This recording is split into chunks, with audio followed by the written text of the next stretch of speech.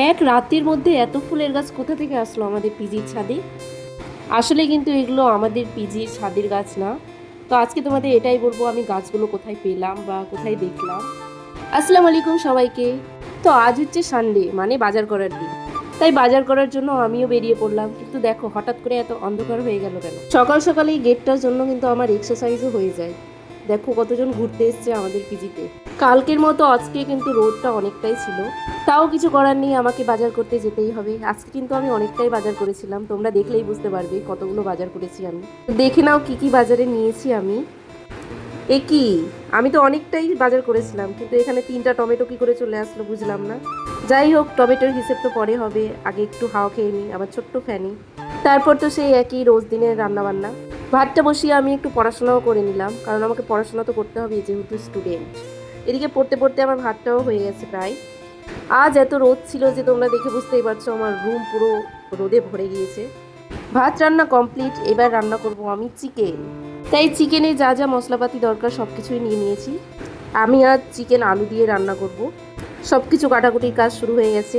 পেঁয়াজ কাটতে আমাকে একদমই ভালো লাগে না, পেঁয়াজ কাটতে আমাকে একটুও ভালো লাগে না, কারণ পেঁয়াজ কাটতে গিয়ে বিনা দুঃখে অনেকটা কান্না করতে হয়। আমি যেহেতু নিজে থেকেই ভিডিও করি, কারণ আমার কোনো ক্যামেরাম্যান নেই, তাই আজ রান্নার ভিডিওটা পুরো দেওয়া হয়নি। তোমাদের সঙ্গে কথা বলতে বলতে কিন্তু আমার মশলা কেটে রেডি করা হয়ে গেছে। দেখতেই পাচ্ছ আমি সব মশলাগুলো ধুয়েও নিয়েছি। আমি কাল রাতেই চিকেন এনে তেলে হলুদ আর লবণ দিয়ে ভেজে রেখে দিয়েছিলাম, কারণ আমাদের পিজি থেকে চিকেনের দোকানটা অনেকটাই দূরে।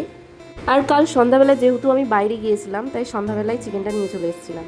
চিকেনটা যদি এরকম করে লবণ আর হলুদ দিয়ে ভেজে রাখা হয় তাহলে তাড়াতাড়ি খারাপ হয় না। ফাইনালি চিকেন রান্না করতে শুরু করে দিলাম। প্রথমেই পেঁয়াজটা ভেজে নেব, আমি কয়েকটা চেরা কাঁচা লঙ্কাও দিয়েছি, কারণ আমাকে একটু ঝাল খেতে ভালো লাগে। পেঁয়াজটা একটু ভাজা হয়ে গেলে সব মশলাগুলো এক এক করে দিয়ে দেবো। আমার কাছে যে কটা মশলা ছিল সে কটা দিয়েই রান্না করেছি। আজ এই ভিডিওটা কিন্তু চিকেন রান্না থেকেই শেষ হয়ে যাচ্ছে না, আমি কিন্তু বলবো সেই ফুলের গাছগুলো কোথায় পেলাম। তাই তোমরা শেষ অবধি কিন্তু ভিডিওটা দেখবে। রান্না করতে গিয়ে তোমাদের একটা কথা বলি, নার্সিং কোর্সটা কিন্তু অনেকেই ভাবে যে অনেক সোজা, বেশি পড়াশোনা করতে হয় না, লেখালেখিতেই কেটে যায়, কিন্তু এটা সত্যি না। আসলে সহজে কোনো কিছুই পাওয়া যায় না, একটু তো কষ্ট করতেই হবে। বাইরে থেকে দেখে তো আর বোঝা যায় না যে কে কত নিজের লাইফ সেটেল করার জন্য পরিশ্রম করছে। নার্সিং নিয়ে যারা পড়াশোনা করছে তারাই একমাত্র জানে যে কত স্ট্রাগল করতে হয়। আর আমি আমার ভিডিওর মধ্যে এটাই দেখাতে চাইছি যে নার্সদের লাইফটাও অত সহজ না।